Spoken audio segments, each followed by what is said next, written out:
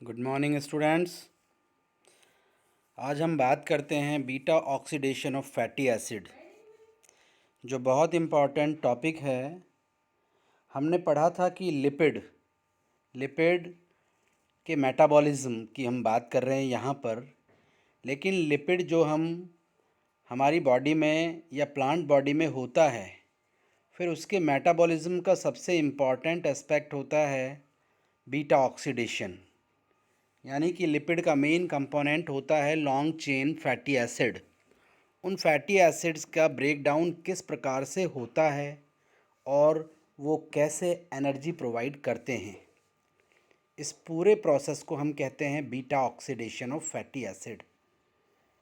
ठीक है, तो बीटा ऑक्सीडेशन फैटी एसिड जो हम पढ़ रहे हैं ये कहाँ होगा? सेल में, सेल के माइटोकॉन्ड्रिया के अंदर ये कंप्लीट होगा। और होता क्या है beta oxidation of fatty acid? Break down of a fatty acid to acetyl coenzyme A. देखिए, अगर आपको पता हो कि जब ग्लाइकोलाइसिस होता है तो 2 पायरुविक एसिड बनते हैं ग्लूकोज से, और वो पायरुविक एसिड बनाते हैं एसिटाइल कोएंजाइम ए, और फिर एसिटाइल कोएंजाइम ए माइटोकॉन्ड्रिया में एंट्री करके उसका क्रैब साइकिल चलता है और फिर मिलती है हमें एनर्जी। तो ये माइटोकॉन्ड्रिया में होगा, तो फैटी एसिड को लेकिन बदलना पड़ेगा किस में? एसिटाइल कोएंजाइम ए में। और ये पूरा प्रोसेस स्ट्रिक्टली एरोबिक होगा। एरोबिक यानी कि ऑक्सीजन की प्रेजेंस में होगा, तभी हम इसको क्या कह रहे हैं? Oxidation. Is it clear? After the production of acetyl coenzyme A is fed directly into the Krebs cycle। जैसा मैंने आपको बताया कि लॉन्ग चेन फैटी एसिड से दो दो कार्बन वाले एसिटाइल कोएंजाइम ए बनेंगे और वो क्रैब साइकिल माइटोकॉन्ड्रिया में जाके फॉलो करेंगे और एनर्जी प्रोवाइड करेंगे। यहाँ आप देख सकते हो कि हम जो भी फैट डाइट में लेते हैं वो एस्ट्रिफिकेशन होके ट्राइग्लिसराइड बन के हमारे मसल्स में और बॉडी के अंदर एक्यूमुलेट हो जाता है। फिर वहाँ पर लिपोलाइसिस यानी कि सर्टेन एंजाइम्स, जो एंजाइम होते हैं वो इस ट्राइग्लिसराइड को ब्रेक करते हैं और उससे फिर फैटी एसिड बन जाता है, और ये फैटी एसिड एंट्री करता है बीटा ऑक्सीडेशन में, और यहाँ से एसिटाइल कोएंजाइम ए बनता है। भाई, हम बीटा ऑक्सीडेशन बता रहे हैं ना आपको कि फैटी एसिड से एसिटाइल कोएंजाइम ए बनना, और ये एसिटाइल कोएंजाइम ए सिट्रिक एसिड साइकिल या क्रैब साइकिल में जाके एनर्जी प्रोवाइड करेगा। अब एसिटाइल कोएंजाइम ए कार्बोहाइड्रेट से भी बन सकता है, अमीनो एसिड से भी बन सकता है, लेकिन सबको किस में एंट्री करना पड़ता है? माइटोकॉन्ड्रिया में क्रैब साइकिल चलाते हैं। लेकिन हम बात कर रहे हैं जो हम फैट हमारी डाइट में लेते हैं वो किस तरह से ब्रेक हो करके एसिटाइल कोएंजाइम ए बनाता है और सिट्रिक एसिड साइकिल चलाता है। तो देखते जाइए आप। Beta oxidation of fatty acid involve 3 stages, यानी कि इस प्रोसेस में 3 स्टेजेस होंगी। सबसे पहला क्या होगा? जो फैटी एसिड पड़ा हुआ है साइटोप्लाज्म में वो एक्टिवेट होगा। जब वो फैटी एसिड एक्टिवेट हो जाएगा तो सेकंड स्टेप में क्या होगा? एक्टिवेटेड फैटी एसिड को कहाँ ट्रांसफ़र किया जाएगा? माइटोकॉन्ड्रिया में। और माइटोकॉन्ड्रिया में ये कौन से प्रोसेस से जाएगा? कार्निटिन शटल से। कार्निटिन शटल से वो किस में एंट्री मारेगा? माइटोकॉन्ड्रिया में। फिर बीटा ऑक्सीडेशन प्रॉपर कहाँ चलेगा? माइटोकॉन्ड्रियल मैट्रिक्स में। और फाइनली फिर माइटोकॉन्ड्रिया की मैट्रिक्स में बीटा ऑक्सीडेशन कंप्लीट हो जाएगा। तो 3 स्टेज होंगे बीटा ऑक्सीडेशन के। सबसे पहला स्टेप था आपका activation of fatty acid. This process by fatty acid thiokinase एक एंजाइम होगा, उससे कंप्लीट होगा ये पहला स्टेप। तो सबसे पहले आप देख सकते हैं, और होगा कहाँ पर ये एक्टिवेशन फैटी एसिड का? साइटोसोल में।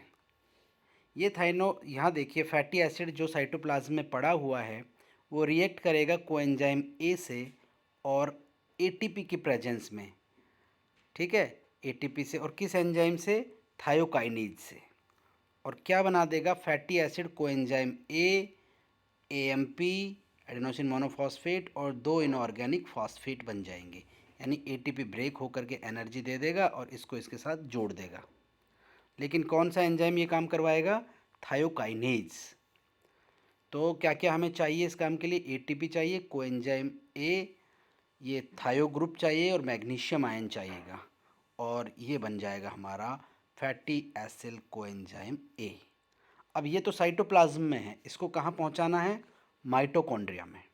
माइटोकॉन्ड्रिया में पहुँचाने के लिए मैंने बताया कौन से साइकिल फॉलो करेगा ये, transport of fatty acid coenzyme A from cytosol into mitochondria. यानी कि लॉन्ग चेन जो फैटी एसिड कोएंजाइम ए बना है, transfer inner mitochondrial membrane with A special transport mechanism called kinetin shuttle से। आप देख सकते हैं यहाँ ये साइटोप्लाज्म में सबसे पहले फैटी एसिड जो एक्टिवेट होकर के क्या बनाया था इसने, फैटी एसिड कोएंजाइम ए बनाया था। फिर फैटी एसिड कोएंजाइम ए थायो कोएंजाइम ए से रिएक्ट करेगा और ये बन जाएगा फैटी एसिड और कार्निटिन से करेगा, तो फैटी एसिड कार्निटिन बन जाएगा और साइटोप्लाज्म से माइटोकॉन्ड्रिया की मेम्ब्रेन में आ जाएगा। माइटोकॉन्ड्रिया में ये फैटी एसिड कार्निटिन बाद में फिर थायो कोएंजाइम ए से रिएक्ट करके फैटी एसिड कोएंजाइम ए बना देगा, कार्निटिन को रिलीज़ कर देगा और कार्निटिन बाहर आ जाएगा। इस तरह से ये carnitine fatty acid coenzyme A को अंदर कराती रहेंगी। और एंजाइम कौन सा होगा, एसिल ट्रांसफरेज सेकंड, और ये सब काम होगा मैट्रिक्स के अंदर। तो सेकंड स्टेप सिंपल सी आप बात लिख दें कि जो फैटी एसिड एक्टिवेट हुआ है वो कार्निटिन साइकिल से माइटोकॉन्ड्रिया के अंदर एंट्री कर जाएगा। ये पूरा प्रोसेस वही बता रहा है जो मैंने आपको बताया है, इसकी दोबारा बताने की कोई ज़रूरत नहीं है। ये वही प्रोसेस है कि ये साइटोप्लाज्म है, यहाँ फैटी एसिड कार्निटिन से रिएक्ट होकर के पहले अंदर जाएगा, अंदर जा कर के ये फिर कोएंजाइम थायो कोएंजाइम से रिएक्ट करेगा, कार्निटिन को रिलीज़ कर देगा, कार्निटिन बाहर आ जाएगा और फैटी एसिड को कंटिन्यू लेके आता रहेगा इनर मेम्ब्रेन में, लेकिन ये आएगा। अब हम बात करते हैं सीधा proper beta oxidation mitochondria matrix में कैसे होगा, जो 4 स्टेप में कंप्लीट होगा ये बीटा ऑक्सीडेशन। सबसे पहला स्टेप क्या होगा, oxidation of FAD linked dehydrogenase. यानी पहले स्टेप में जो ऑक्सीडेशन होगा ये एक 16 कार्बन वाला पाल्मेटॉल कोएंजाइम ए है, पाल्मेटॉल कोएंजाइम ए है 16 कार्बन वाला, आप देख रहे हैं यहाँ पर कार्बन 16 है इसमें, RCH2 CH2 CH2, और ये कोएंजाइम ए जो माइटोकॉन्ड्रिया में एंट्री किया है। अब यहाँ ध्यान दें आपको पता है ये तो फंक्शनल ग्रुप का कार्बन है, इसके जस्ट पहले वाले कार्बन अल्फ़ा होता है और इसके जस्ट बाद वाला कार्बन बीटा कार्बन होता है, ठीक है। तो पहले स्टेप में क्या हो रहा है आप देखेंगे, यहाँ आप देखें, the first reaction is the oxidation of acetyl coenzyme A. यानी इसमें आप देख रहे हैं सबसे पहला रिएक्शन क्या होगा, ये एफएडी रिएक्ट करेगा इसके साथ और इसके 2 हाइड्रोजन, ध्यान देंगे आप, एक अल्फ़ा का हाइड्रोजन और दूसरा बीटा के हाइड्रोजन को ये ले लेगा एफएडी और क्या बना देगा, FADH2 बना देगा।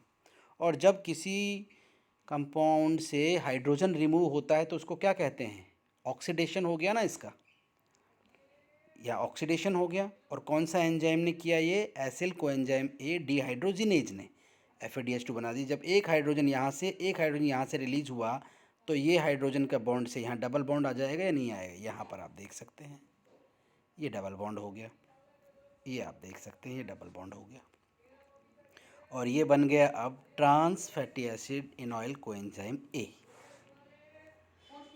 Acyl coenzyme dehydrogenase to give alpha beta unsaturated acetyl coenzyme A. यानी कि सैचुरेटेड कोएंजाइम जो फैटी एसिड था कोएंजाइम ए था, उससे अब अनसैचुरेटेड फैटी एसिड का फॉर्मेशन हो गया जब इसने FAD ने इसके साथ रिएक्ट किया और इसके दोनों हाइड्रोजन को कैप्चर कर लिया, तो ये बन गया है प्रोडक्ट।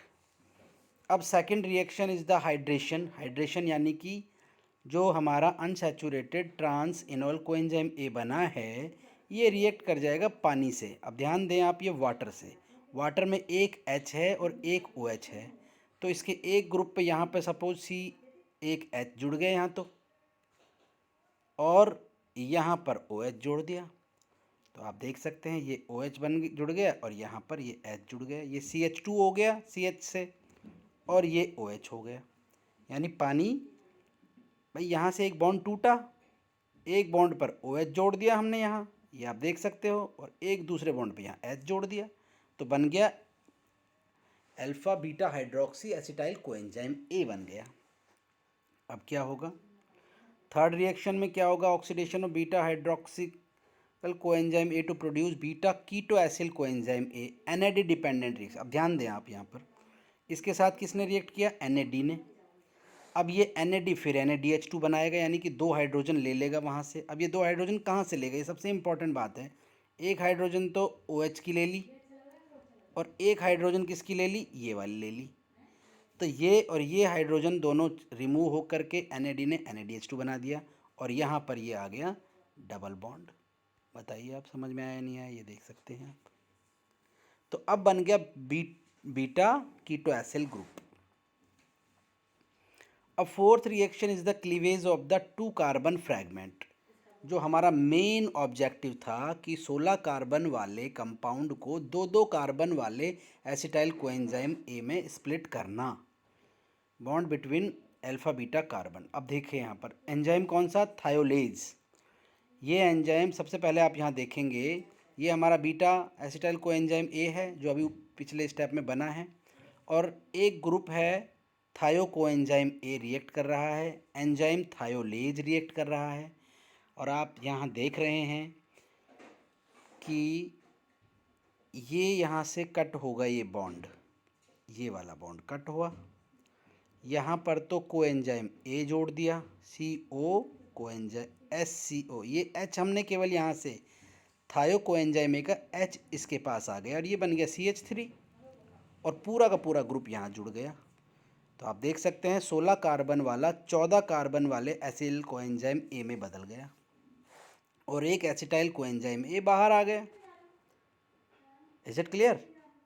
तो 16 वाला 14 में कन्वर्ट हो गया, सेम प्रोसेस दोबारा चलेगा, फिर 14 वाला कितने कार्बन में बदल जाएगा, 12 में, फिर 10 में, 8 में, 6 में, 4 में, और फाइनली 2 में।